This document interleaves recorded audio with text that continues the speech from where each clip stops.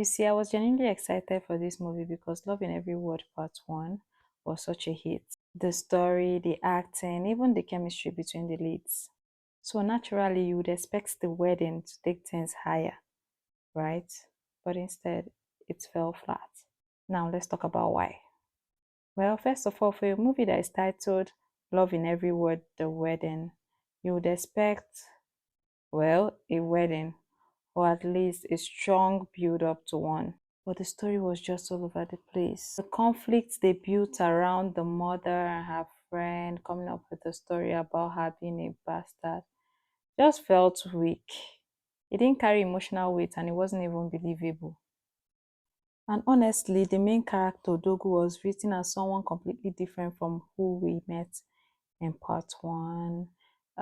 His accent changed. He spoke good English. He even started quoting Bible. The person we met was calm, confident, decisive. He also talked a lot this time around. And he didn't even fit his character arc. It was just too much. Let's talk about the product placement. Every other scene was an ad. It was as if the story had to stop so that someone would do a commercial. Sometimes they even say the names out loud.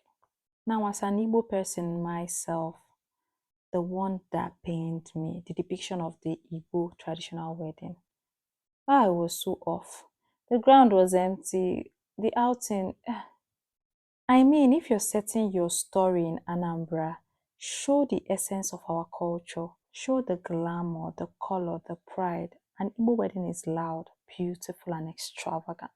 Yet people made it plain, her ladies, then the men. Where are Odogu's friends? There are people that are supposed to do things on that day.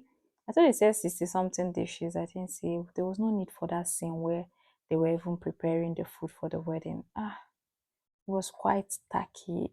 Let me not mention the drinking of Coca-Cola. The dialogue was weightless. There was no emotion, no spark, and worst of all, no chemistry between the two leads this time around. I didn't feel anything, and for a romance movie, that's one thing you cannot afford to miss. Even the costumes and the stylings didn't match the story.